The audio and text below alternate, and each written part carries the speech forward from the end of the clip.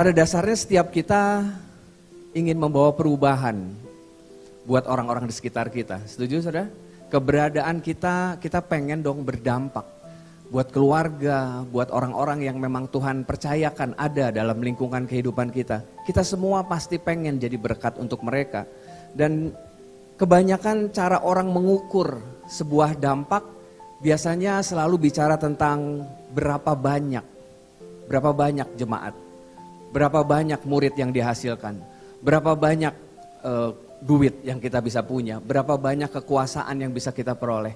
Semua bicara tentang berapa banyak.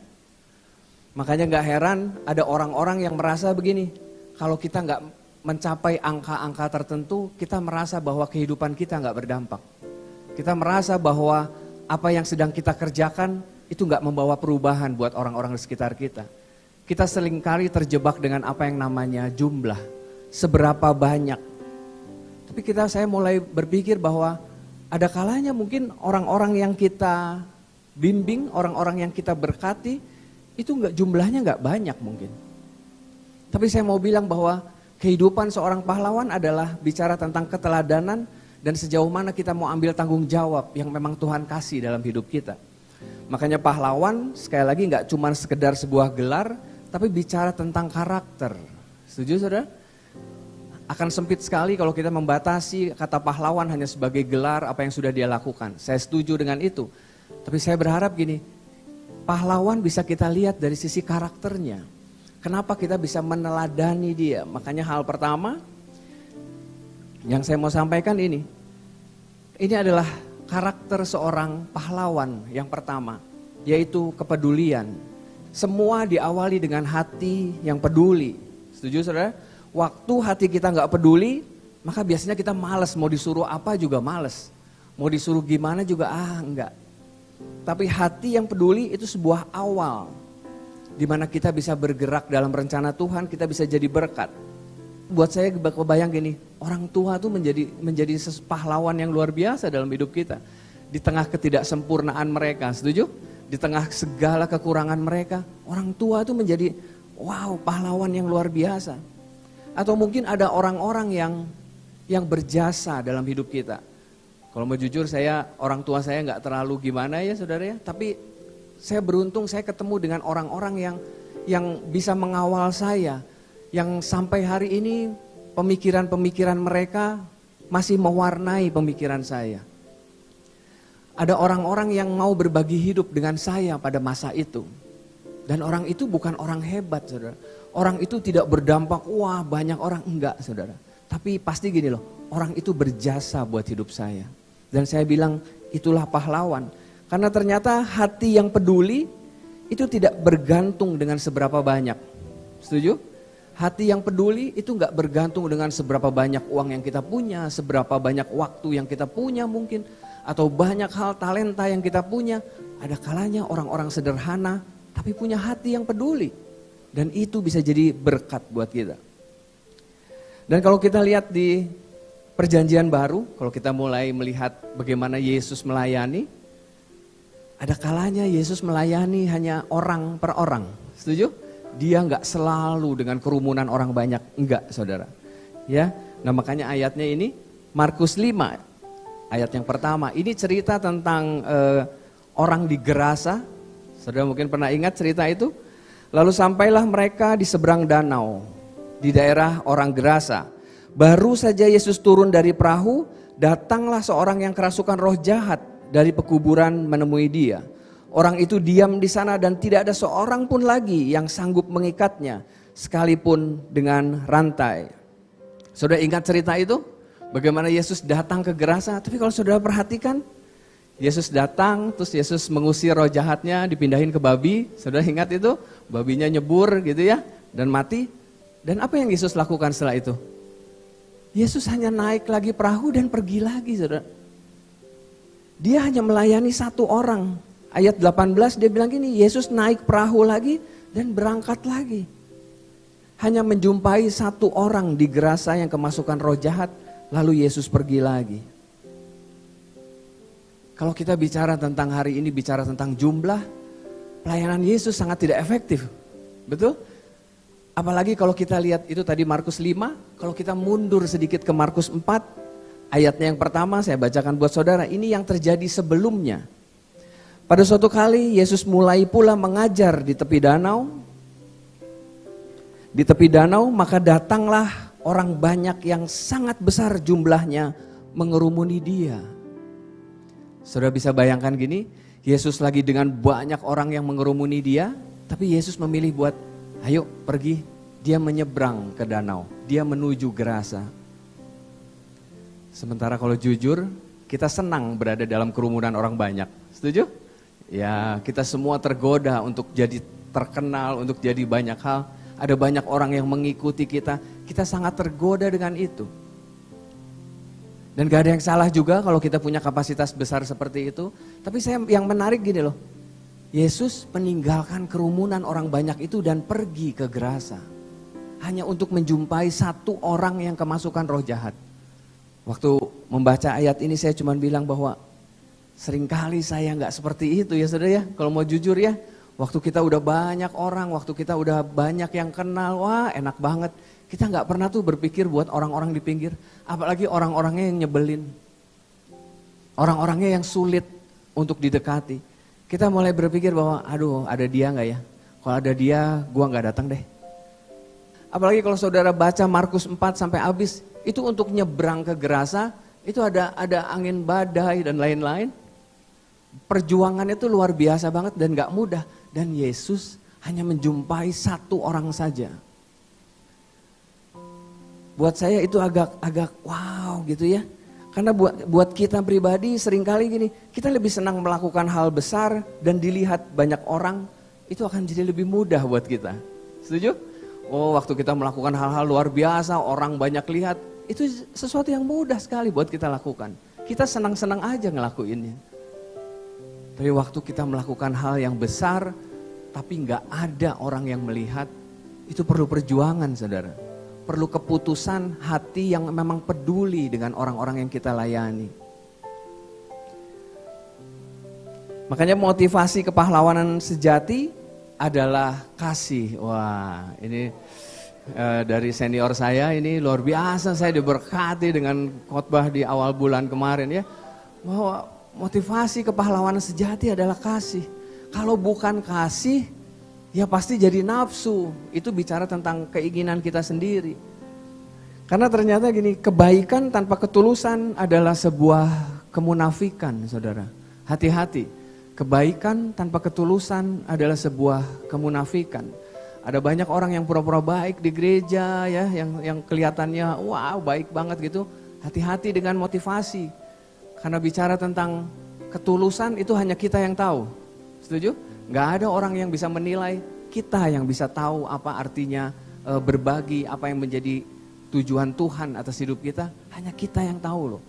Orang-orang gak tahu, orang-orang gak bisa menilai kita dan menghakimi kita. Kita bisa berpura-pura, kita bisa main drama dimanapun, di gereja sekalipun kita bisa main drama. Tapi yang saya mau ingatkan ini, kebaikan tanpa ketulusan adalah kemunafikan. Kita lagi drama saja.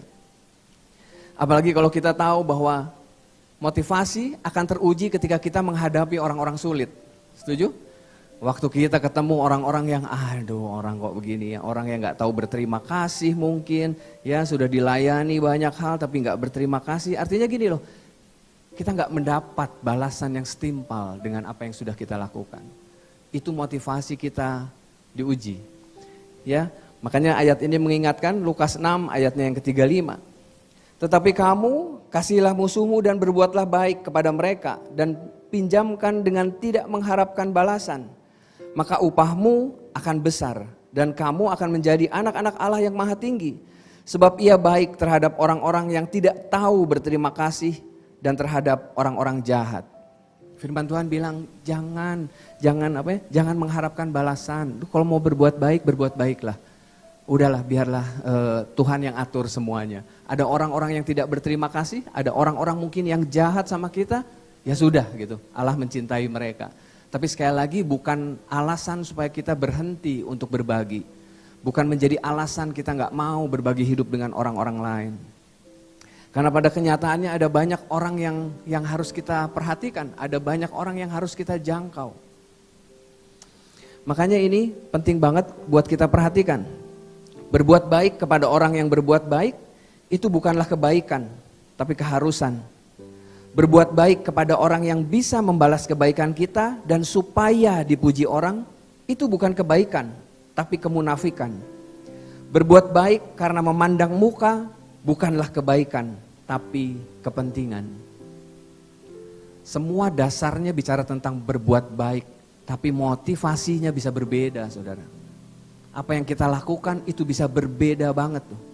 Makanya perlu jadi perenungan buat kita bahwa apa yang sedang kita lakukan ya, kepedulian kita jenis yang mana ya. Apakah kita tulus aja memberi perhatian buat orang, kita berbuat baik, itu menjadi sebuah gaya hidup yang natural banget buat orang-orang di sekitar kita. Luar biasa banget. Makanya ini firman juga mengingatkan kita, Lukas 6 ayat 32 sampai 34. Dan jikalau kamu mengasihi orang yang mengasihi kamu, apakah jasamu? Karena orang-orang berdosa pun mengasihi juga orang-orang yang mengasihi mereka. Sebab jikalau kamu berbuat baik kepada orang yang berbuat baik kepada kamu, apa jasamu? Orang-orang berdosa pun berbuat demikian. Dan jikalau kamu meminjamkan sesuatu kepada orang karena kamu berharap akan menerima sesuatu daripadanya, apakah jasamu? Orang-orang berdosa pun meminjamkan kepada orang-orang berdosa supaya mereka menerima kembali sama banyak. Ayat ini saya berharap bisa membuat perenungan buat kita bahwa gini, motivasi kita dalam memperhatikan, dalam peduli, dalam apapun yang kita kerjakan, apapun pelayanan yang sedang kita bangun, pertanyaannya cuma satu sih, apa ya yang mendasari motivasi hati kita? Apakah kepedulian kita itu didasari dengan hal-hal lain selain karena kasih Kristus atau apa ya? Itu poin yang pertama bicara tentang kepedulian. Dan ini poin yang kedua, salah satu karakter dari seorang pahlawan adalah orang-orang yang mau mengambil tanggung jawab. Setuju saudara? Kita orang pahlawan gak cuman sekedar ngomong-ngomong doang gitu ya. Gak cuma sekedar pinter berargumen, pinter ngomong sepertinya tapi gak melakukan apa-apa. Saya rasa seorang pahlawan gak mungkin seperti itu. Dia orang yang peduli, iya, tapi dia juga melakukan sesuatu untuk orang-orang yang dia perhatikan. Ada banyak orang yang pinter untuk menerangkan dan tahu betul semua yang harus dia lakukan. Tapi pada kenyataannya dia gak pernah melakukan, saudara. Semua apa yang dia inginkan itu cuma sekedar, iya gue pengen. Tapi ya nantilah ya, kalau udah beres ya. Nantilah ya, suatu hari nanti ya. Gak harus sekarang kan. Entar lah ya kalau ada waktu. Ada banyak orang yang mengatakan seperti itu. Mungkin kita pernah dengar orang-orang seperti itu. Waktu kita ajak sesuatu dia bilang, nanti gue masih sibuk nanti ya. Kita senang melihat kisah hidup orang lain pada kenyataannya. Kita lihat orang-orang melayani luar biasa, wah ada Henny Kristianus, wah melayani dan lain-lain ya.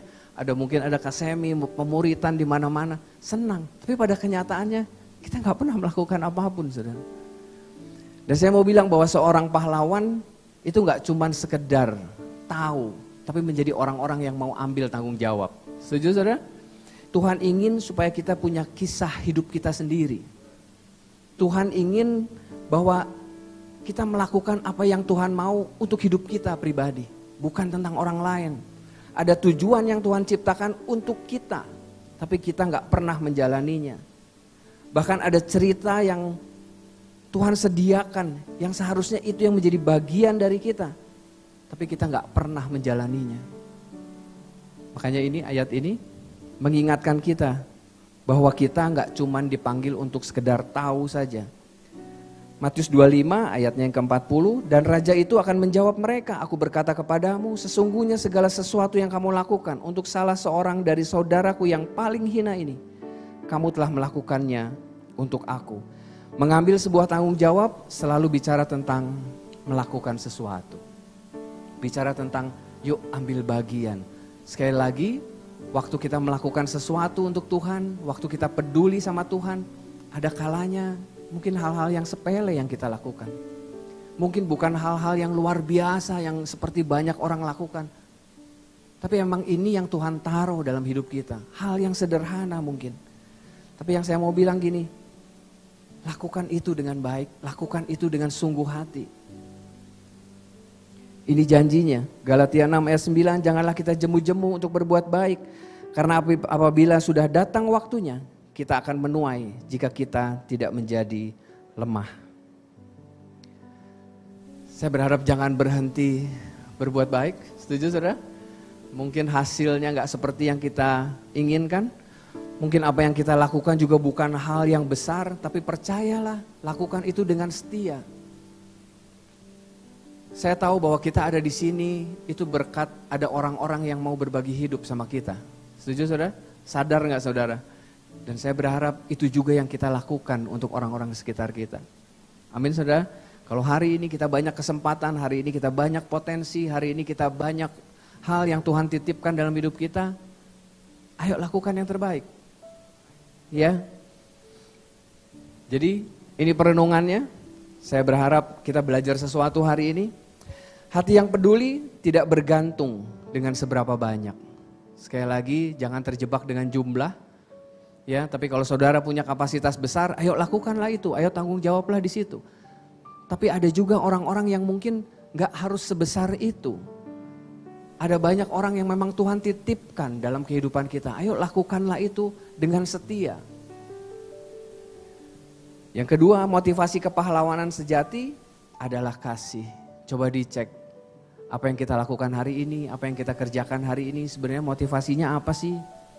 Ya, sama-sama kita ngecek bahwa kita pengen kehidupan kita jadi berkat buat orang sekitar kita. Amin saudara.